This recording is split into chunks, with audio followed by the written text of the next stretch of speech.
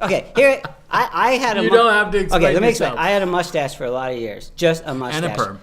And a perm. That was in the 80s, so all right. And so my kids would keep calling it a porno stash, and I'm like, yeah, it's kind of creepy looking, like the 70 porn movies or something. It's really, I finally grew this, okay. So anyway, but I did say that was kind of creepy. But you see those guys' pictures of the creepers, and they get arrested. Yeah, whatever. they got that neck. It's all that neck beard going on. You look better. Thanks, man. I appreciate it. They say a journey begins in a single step, or in my case, one less piece of bread.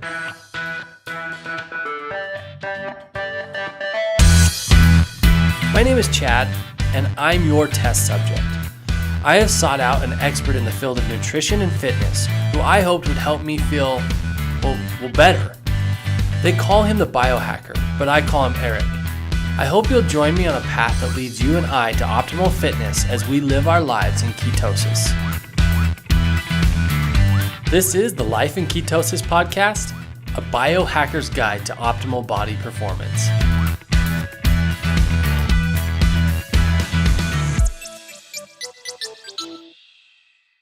Hello everyone, my name is Chad, and this is episode 22 of my quest to achieving optimal body performance with the man that can get me there, the biohacker himself, Mr. Eric Bischoff. Every episode, I will be sharing my actual results, both successes and failures, as Eric teaches me how to apply the principles of ketogenics and functional movement to look and feel fantastic. Just as a reminder, the first 5 episodes of this podcast are our foundational episodes. That's where you get your foundation and knowledge of ketogenic diet and functional movement that we talk about here on the podcast. So if you haven't listened to those, go ahead and push pause right now, go listen to them, and then join us back here. And today, we are talking about a widely misunderstood topic, right? Wouldn't you say? Yes. Very much so. Cholesterol. Cholesterol. Yeah. Okay, so let me just give you a quick little history with me and cholesterol. It's very short. It's not a long history at all. But basically, I have lived my life thinking cholesterol was always a bad thing. That's what kills people. That's what clogs arteries. That's what gives people heart attacks. I don't know. I just, you hear high cholesterol. You hear cholesterol, blah, blah, blah, blah. Foods, for a while it seemed very popular to come out and say, whatever, no cholesterol or lowers cholesterol, or wasn't that on like the Cheerios boxes for It's years? on everything. Just go down the aisle still. So what's the big hubbub about cholesterol? Well, cholesterol is, it's a big topic. It's an important topic. It really is, because that's the big concern that we have out there, okay? If you think about cholesterol, we could call it the substance of life, okay?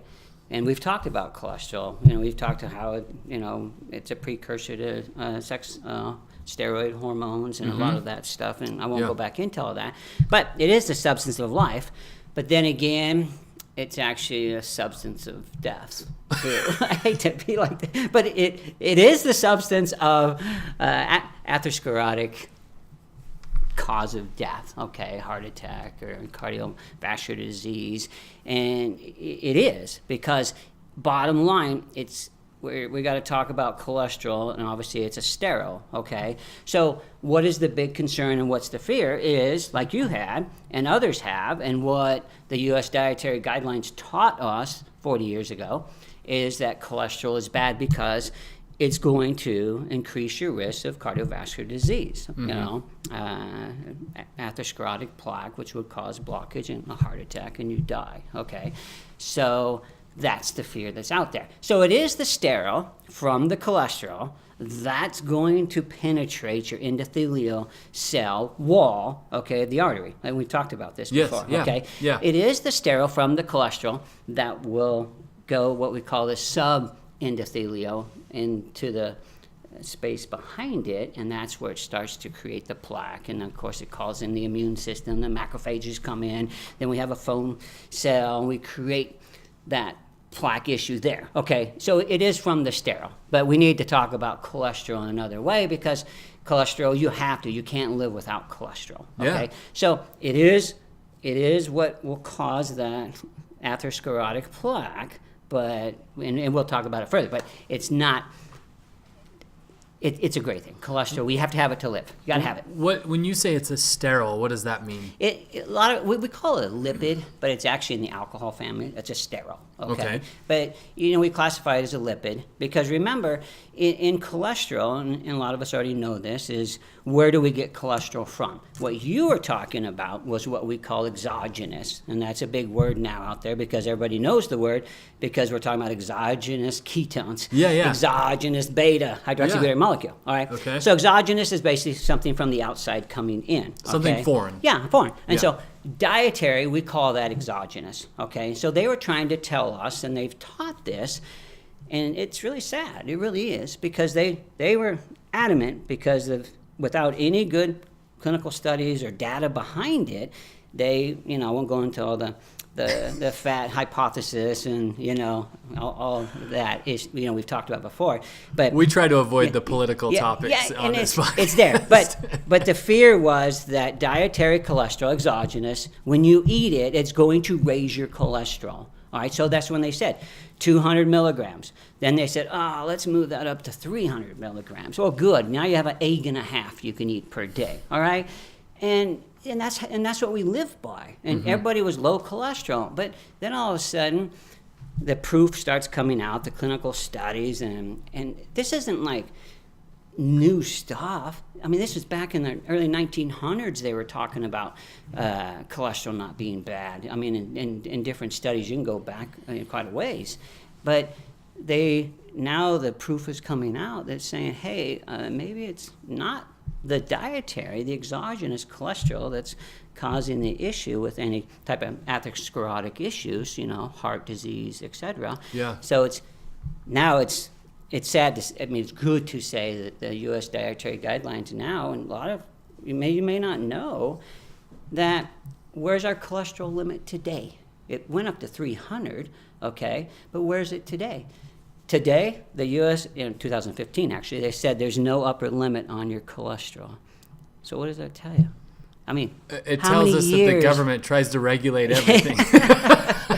They got I'm just they kidding. got behind something. Yeah, they got behind and the I science. think they couldn't, because remember, it's about saturated fat is going to raise your cholesterol. Raising your cholesterol is going to raise your atherosclerotic plaque, your diseases, cardiovascular disease, etc., without really studying cholesterol and how the different types of cholesterol, the basically lipoproteins that carry it, and then we got to break it all down. Yeah. Okay. Yeah. And so the dietary, as you were concerned with, is no longer a concern. But I still have biofitters and those out there to say, hey, I think I'm eating too much eggs, or I'm eating too much of this or that, and I'm getting too much cholesterol. And then I go, then we got to have a podcast like this. Yeah, were eggs the big cholesterol food? That was a big, else? because you can get 200 milligrams from an egg. Okay. And most people, that was your limit, was 200. Okay.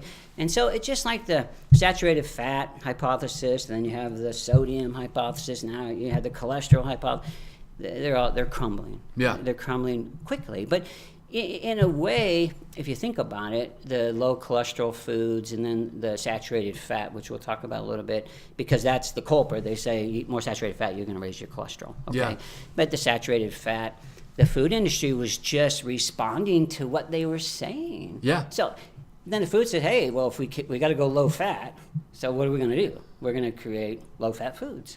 And so they had no choice. They went that way because they're kind of instructed. That's what the government said. Yeah. And so you can't blame them. In a way, I do now because they're not getting off that train. And more though, people out there, you hear it all the time about cholesterol and saturated fat. Yeah. So is low cholesterol and low fat related, or are they synonymous? No. Why? No. Yeah. Why do you talk about both of them in the same vein? They thought it was, okay, but you can actually see studies, clinical studies on a low fat. There was one, they did a 50-day study, if I remember correctly, 50 days, and it was very, very strict, okay. They had them on a low fat and a high fat, and they checked their baseline cholesterol levels, okay. So in the test itself, they stayed there. They resided there. They were fed there. They literally made sure of their intake. Their meals were completed. They ate everything. They gave them a diet that didn't raise their their weight or lower it, because you want to just keep their same weight. And it came out at the end that the low fat and the high fat, their baseline levels of cholesterol, hardly any change at all. Oh, really? Yeah, none. Wow. And so what does that tell you about the low fat hypothesis? It's garbage. Yeah. Okay. And then when you go low fat, what do you, as we talked about before, what do you replace that with? Well, you're getting more processed foods. It's more processed and more carbs. Yeah. Okay. Oh, yeah. So Yep. then what do carbs do? Then we get into, the issue of triglycerides. Okay. Yeah. And they actually, they show that you can actually, with a high carbohydrate diet, okay, if you don't process that triglycerides that you're eating, okay, I mean, and if you're eating too much of it, you're going to do what? As we talked about, you're going to convert those triglycerides excess to fat, okay? Yeah. Your liver is going to have no choice. It's going to have to store that because you're not burning it. So then we get into what we're talking about, lipoproteins. Yeah. Because we got to talk about a little bit about how it's carried around. Okay. And the importance of it. Yeah. Okay, because there's different, and we've talked about HDL, LDL, VLDL, okay, triglycerides, and the ratios. We've talked a little bit about that. But when you eat dietary cholesterol or even or fat, okay, you're eating a meal, you've got to get it into your body. So how much dietary cholesterol that you eat actually gets absorbed by the body? Very little. Interesting. Very little. Okay. Most of it gets esterified and excreted. Okay. Because it's competing with, remember, your liver sending cholesterol, through bile acids to your stomach, and that's what emulsifies the fat that you eat. Okay. Yeah. So you have cholesterol in the bile acids, but you're going to regenerate that. When the body needs it, it's going to say, hey, some bile acid, let's take this back into your enterocytes. Okay. Bring it back in. Okay. Yeah. So the stuff you're eating is going to be excreted. Your body makes almost all of your cholesterol. Your liver makes 15-20%. Then all your cells and your tissues make its own cholesterol. So it's just sorting it Then out. you're regenerating it from the biles when the liver says, hey, let's get, it's taking cholesterol out of your blood, making biles, getting it out of your system. Then as it needs it. Okay. So it's in control. Yeah. I mean, it's a fine line, but your body's always, going to hit that homeostasis and just keep it equal. At least work towards Yeah, it, right? it will. Yeah. Right. So Yeah. that dietary, if you're eating cholesterol, if someone tells you that and convinces you, doctors will still say, watch your cholesterol. And I'm like, are you serious? Yeah, Really? it's not the problem. It's not the problem. And Okay. why do you still teach that? But Because we're that's gonna- all you know. But we're going to talk about the problem. Right. There's two main things I want to talk about in this podcast. The first one is, and we don't have to do them in this Right. order, whatever order makes sense Yeah. for you. But first one is, when does cholesterol become bad? Right. And what do we watch for, and how do we fix that? Yes. Second one is, why is cholesterol good? Why does our body create it? What is it necessary for? You bet. But before we go there, did you notice that I shaved? Yeah. Oh, yeah, you did.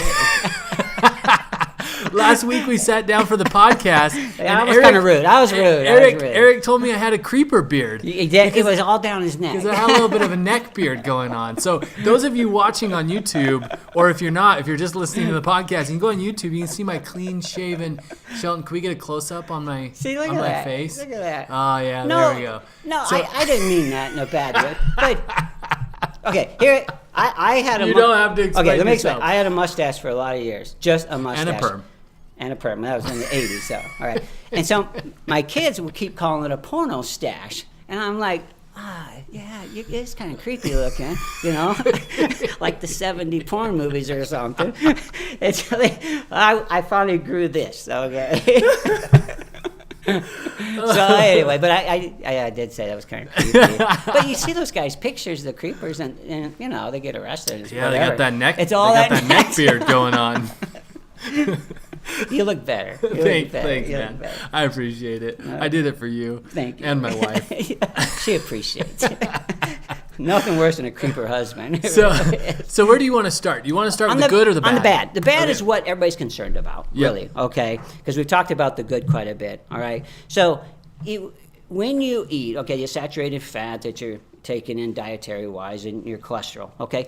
Obviously, you're going to move the fatty acids into your system. Okay, so obviously you're going to digest it. You're going to have those bile acids. They're going to emulsify the fatty acids. Those are your triglycerides that you're eating. Okay, they're going to break down, go into the enterocyte. Okay, then that's going to combine with cholesterol. Okay, but to move, these are fats. They're insoluble. Okay, they're hydrophobic, means they don't like water. Yeah. So you got to move that into your bloodstream. It's got to be moved to your liver. It's got to get to your organs, your tissues, your adipose tissue, and your muscles, right? So it gets packaged in what we call chylomicrons. This is coming from the stomach, okay? Chylomicrons. That's a lipoprotein. And everybody, if you think about it, we need something to carry that triglyceride and the cholesterol, and then phospholipids are in there, and some fat-soluble vitamins, because they got to get through the blood and water. I mean, it's not going to make it through it unless it gets carried through. Does lipo refer to fat? Yeah, lipo and protein. So there is a protein, lipoprotein. It's a mixture of two. Okay. Good call. All right. Yeah. So the protein part we'll call it's what we call an ApoB. Okay, apolipoprotein, and we have different kind. We have ApoB, ApoA. But what's going to carry the chylomicrons, that's coming from the stomach, okay, exogenous coming through, is going to be ApoB. We call it ApoB 48. Okay, that's just, it's a percentage length of ApoB 100 that carries from your liver. Okay, I don't want to get too. You told me don't go sciencey. All right. And somebody just left a thing that I don't let Eric ramble a little bit. Is that what they say? Yeah. Okay. People are sticking up for you in the comments. Somebody stuck up for you. Let Eric ramble a little bit. Let him go. All right. Well, anyway, so we've got to get that out of your stomach. We've got to get it into your system. Okay. So what it does, obviously, it's going to go through the lymphatic system, thoracic duct, which is a chylomicron is going to go. So it's going to package it up and get that triglyceride and that cholesterol. Just a little bit, but maybe it's not coming from your dietary cholesterol, it's coming from that bile acid that's regenerated. Because the liver says, hey, I need some, okay? Because the liver's the boss, all right? It's the metabolic hub, all right? So you're going to bring that in. Where's the first place it goes? That fatty acid, that triglyceride, chylomicron, is going to travel to the heart first, okay? Heart doesn't need it, and as far as energy source. So what that's doing, that's packaging a triglyceride, okay? The purpose of it, most of it's triglyceride, it's a big molecule, is to get the fatty acids to what? To your muscles for energy, or to your if brain. not, adipose tissue, okay? All right, to store it, all right? Okay. So what that does, that goes through the system. Heart may take it, heart loves fatty acids, okay? So what happens, it'll stop wherever it needs to go, and we call that the lipoprotein lipase, the LPL, that'll come out in the capillary. I won't go sciencey, but that's what it says. That's the signal. Say, hey, give me some of that fatty acids because I need it for energy in the muscle, or I'm going to store it. So that's there. You just in the capillaries, it'll say, hey, break it down. Give me the triglyceride. Give me that glycerol. Let's break that down. If I need some fat-soluble vitamins or whatever. So it digs the fatty acids. Yeah, it does. It wants it. All right. So that becomes, the chylomicron gets smaller and smaller, okay? Obviously, then the remnants will go to the liver, and then that'll go through a process. But the difference is, remember, we have two sources now, okay? That's exogenous coming in, but what about endogenous, okay? Yeah. Your body makes it, okay? So we go to the liver now. Now we talk about what we've heard a lot about is a VLDL, very low density lipoprotein. Because remember, the word out there is it gets to the LDL, which everybody likes to call that the bad cholesterol, and the HDL is the good. Okay, so here we are, the VDL. The liver makes that VLDL, and its purpose is to say, hey, I've got triglycerides coming from the adipose tissue that I need to package up, okay? Or I've got it from excess carbs that I'm creating a triglyceride out, okay? So it packages up on VLDLs. That's the carrier. You want to call it a boat, a bus, a ship, whatever. That lipoprotein is going to carry that VDL. It's got to carry the triglycerides and the cholesterol, okay? So it will push that out, and that's carried by ApoB. Okay, that's the lipoprotein. So that's coming from the liver. You have some chylomicrons coming from the stomach. Bottom line is, we've got to get fatty acids, triglycerides, out there as an energy source. Cholesterol is just not a lot of it, because the liver's not producing that much, but the cholesterol is getting attached there too, and some fat-soluble vitamins or whatever are going on the ship or what, carrier, whatever you want to call it. So it's on it too. And so that goes out, and then that gets used up by muscles and tissues, and obviously the VLDL will get broken down just like the chylomicron. It'll take the triglycerides, and then eventually it'll take the cholesterol. And so what we working our way down is the VLDL, then it breaks down to what we call intermediate low density, okay? Then we go to LDL, low density lipoprotein, okay? So we have an intermediate density lipoprotein, and then we have a low density, and that's LDL. That's the one we're concerned about. Okay. That's the issue is LDL is what everybody, when you have your cholesterols checked, and there's markers that we look at to say, hey, you're at high risk of cardiovascular disease, okay? They're really going to look at your LDL, not LDL cholesterol, because that is a certain number that you have on your basic blood lipid, but is how many of those particles is what we're after, okay? And LDL in what system? In your blood system? Yeah, okay, yeah, because your liver, okay, what happens is remember we talked about these LDL receptors? And they've been on podcasts. We've talked about it, okay? Your liver is the largest spot for your LDL receptors. That's your main area that takes the cholesterol out of your blood, okay? All right? So we need good LDL receptors. When you have high cholesterol, high LDL, any of these issues, lots of LDL particles, why is it staying? Why do you have so much staying in your blood? Remember, it's making its rounds, and hopefully it's all getting taken out and goes back to the liver, and the LDL receptor takes it out, okay? But why is it not taking it out? Why is and they get smaller and smaller. Remember we talked about the small, dense LDL particle? See, we got a certain amount of LDL particles. Now we have different sizes. And there's science out there that says, it's just the LDL particle count that's bad. You got to get it as low as you can, because that means, remember, it's the LDL, that little sterol from a very small, dense LDL particle that will oxidize and get into your endothelial cell and start the atherosclerotic plaque. That's the danger right there. Yeah. So you don't want a lot of LDL particles circulating, getting smaller and smaller. They oxidize. The phospholipids in the cell membrane gets oxidized, so that makes it smaller, okay, because you're getting rid of it's usually polyunsaturated fat will cause that cell membrane and the phospholipids to oxidize, and it gets small. We don't want small, dense LDL particles getting smaller and smaller. You've got to get them out of the blood. So what takes it out? The LDL receptors. You have them on cells. They'll take it, okay? But the main one is the LDL receptors in the liver. It takes the LDL particles out, okay, and gets the cholesterol, moves it to bile or regenerates it and uses it again. Yeah. So it's your LDL receptors we have to talk about. That's what keeps your LDL particles down. Okay. So can we get the LDL particles to stop oxidizing if we just stop breathing? Yeah, that's the key. Yes, sir. You're done. Just stop putting oxygen in your body. No more cellular respiration. No more free radicals. You're good to go. Don't eat too many polyunsaturated fats. And polyunsaturated fats. We've talked about that before, where they say, hey, increase your polyunsaturated fats because that lowers your cholesterol. Well, it does. Because what it does, it esterifies. I mean, cholesterol, the liver will have it esterify with a polyunsaturated fat. That means it'll bind to it. Yeah. The cholesterol's still there. It's in a bound form, but it does lower your cholesterol count a little bit, okay? So they say, oh, look at that, my cholesterol's down. But no, not really. It's still in there, but it's off to other tissues and stuff. Yeah. So it does lower the cholesterol count, but not... And polyunsaturated fats have their own story of their own, which we've talked about. And mortality rates and different clinical studies show that an increase of polyunsaturated fats is not good for your mortality rate. Yeah. And we won't go into that science, but it is good science. Yeah. But overall, the key is, I know a lot of you out there fear high cholesterols, okay, and counts. And I brought my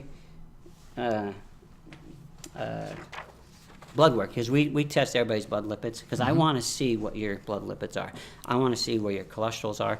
I want to see your ratios. So we do a basic blood lipid. And I think everybody out there, before you start keto or any type of program, go and get your blood lipids checked, okay? Because if you're going to increase your fat intake, okay, because keto we do, all right? And a lot of them say, oh, you raise your saturated fat, you're going to raise your cholesterol. No, you don't.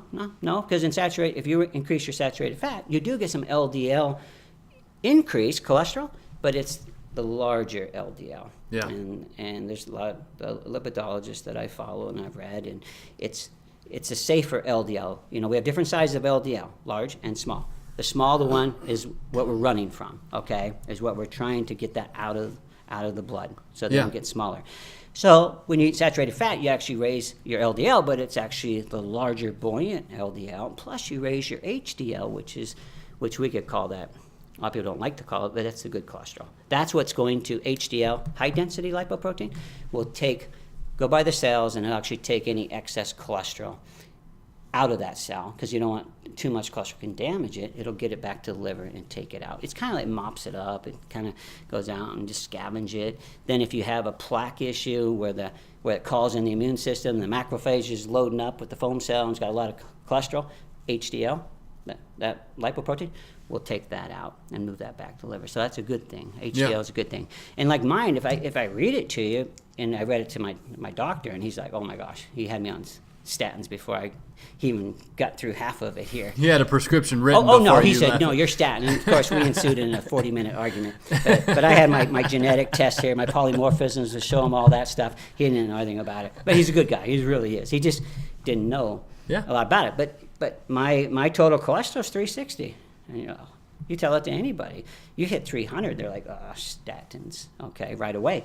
But my HDL was 150, and they're like, what? Your HDL is that high? 150. And those are out there. I have all my SNPs done, my polymorphism, and I don't have any of those variants with high HDL issues or familial hypercholesterolemia. I don't have those variants, okay? So if I did, then you could say, oh, that HDL is high because obviously you have a mutation. Right. But no, and it's strange because my triglycerides were 38 and my LDL was 192, my LDL cholesterol. So you're like, oh my gosh. And anybody, would definitely say you're a statin candidate. Mm-hmm. But when you do the ratios, remember we talked about a big indicator of cardiovascular disease is you want to take your total cholesterol, divide it by your HDL, and then you have a number there, a ratio.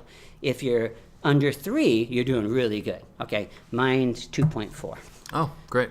Another great test is triglycerides divided by HDL, which I think that's a better indicator of cardiovascular disease, and I was 2.4, okay? And so, I'm sorry. I was 0.25. 2.4 was the total HDL. But the triglyceride, I was 0.25. You want to be under 1. Okay. And I'm 0.25. So look at my ratios. They're fantastic. So literally, but the overall numbers would scare anybody. So the HDL is working with the LDL. Oh, yes. To create that homeostasis that you talk about, right? So so both numbers can go up together. Yeah. And HDL, you want that higher number, okay? And a better indicator also of cardiovascular disease, if you have a real low HDL number and a high triglyceride number, then you say, oh, we got issues here to worry about. So there's a lot of different variants, besides this. If you look at this, and if I had any of the metabolic syndrome, okay, if I had hypertension, I had high insulin resistance, my waistline was getting bigger, and I have all these, the metabolic syndrome issues, okay, then you'd say, oh, you better take all this in, and in together and say, hey, you might have some issues here.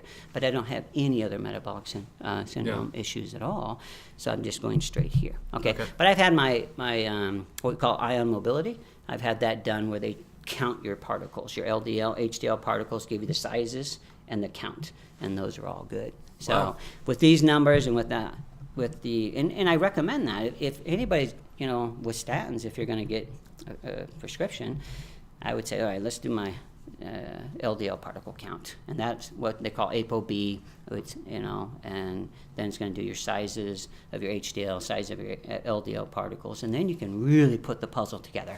Okay, you know how many small, you really want low LDL particle count. That's what the goal is. But I also like to look at the sizes. It's just some other science that some believe in the sizes, and I'm one of those. Yeah. Well, that's the science that we have available to us to figure this stuff out, and like at a personal level, right? This is available to us. We can go get tested. Was there? You said. Was there anything else you wanted to talk about the LDL receptors? I mean, we're running a little bit long. There's a lot of other markers that you got to be careful of. That LDL receptors are affected by a lot of things. Thyroid can affect your LDL receptors, Okay. and your cholesterol. Inflammation can, insulin can, you know, and you've got to pay attention to what your cholesterol level is in your liver, because that's what that's what statins do. They say, hey, LDL receptors, let's bring in more cholesterol They're out of the blood. activating those receptors. Exactly. Yeah. Okay. And so before, and I'm not against statins. I am not forced. It could save lives, and I think it's just too many given out there like a supplement right now. And that's what they do. 300 statins. Yeah. And there's other ways to say, hey, let's start looking at other avenues to bring down our LDL. That's not the cholesterol only count. place that It's not the only place. medications are overused.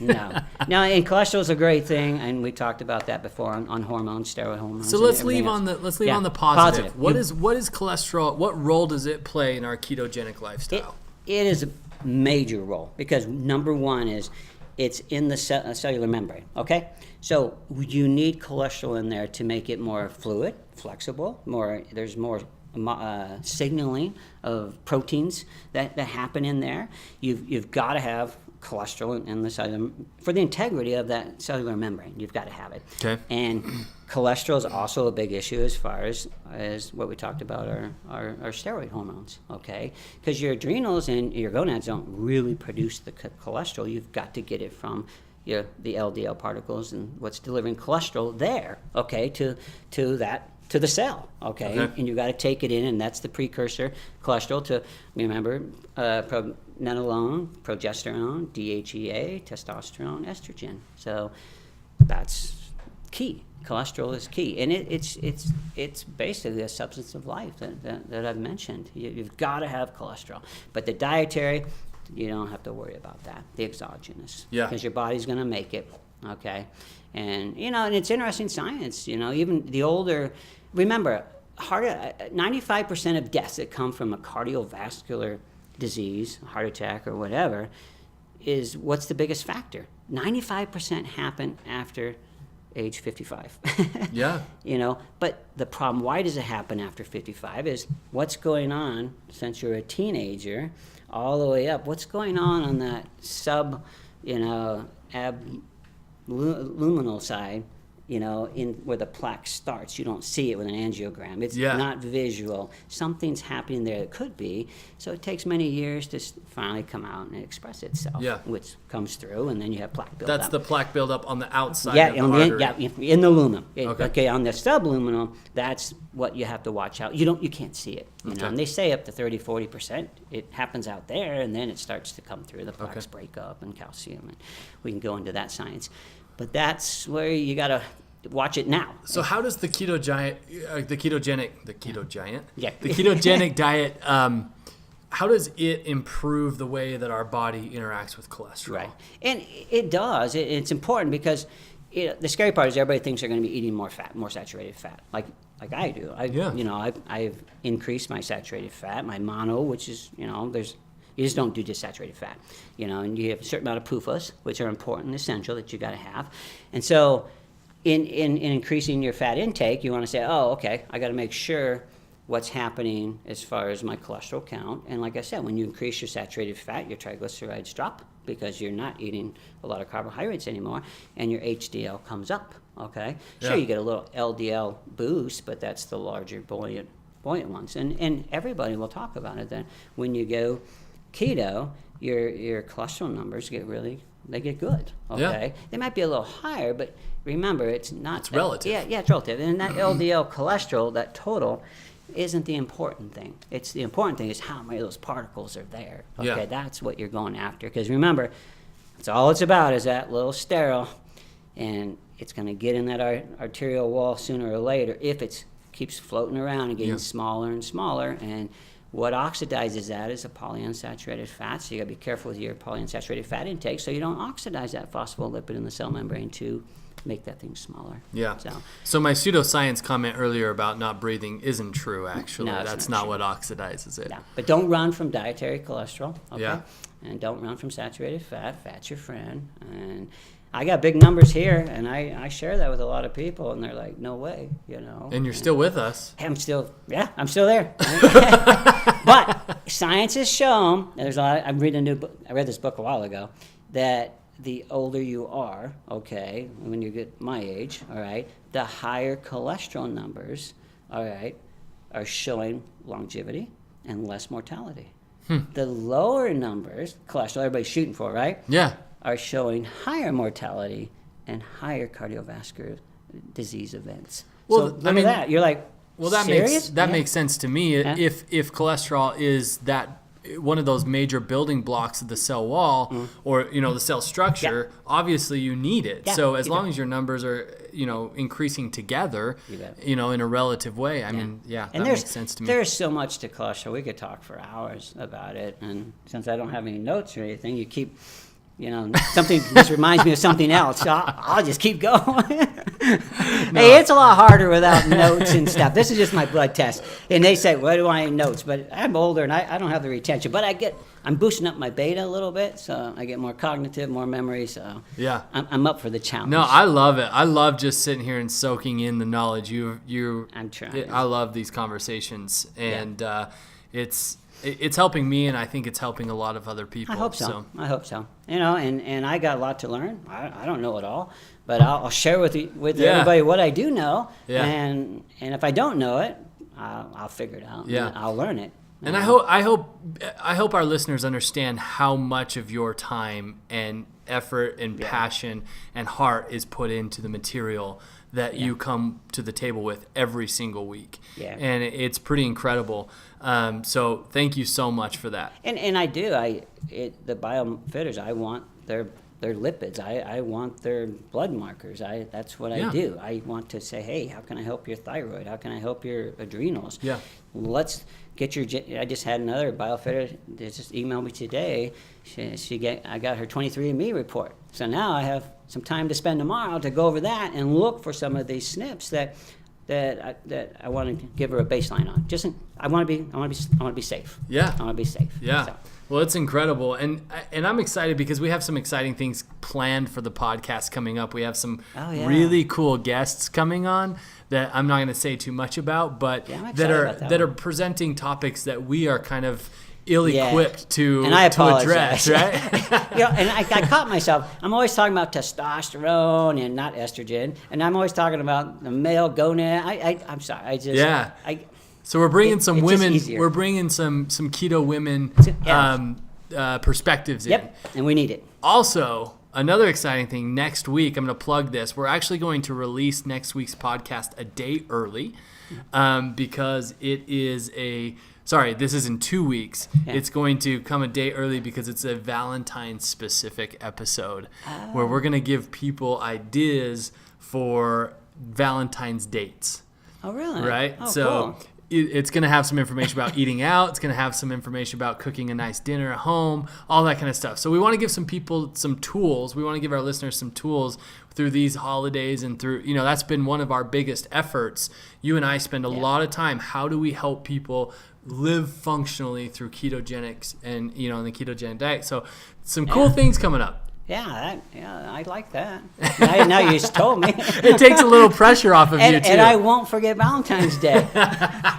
I'm known for that. No, actually. Yeah, we saw how your anniversary went. No, so. Yeah, we forgot about that, too. But no, it's actually my wife never celebrated it before. Yeah. And when I showed up on her first Valentine's with all the stuff, she's like, hey, what's up? And I had all this stuff, and I'm like, Happy Valentine's Day. She goes, oh, you're kidding me. I said, don't you? She goes, no, my ex-husband and I, we never celebrated Valentine's Day. So anyway.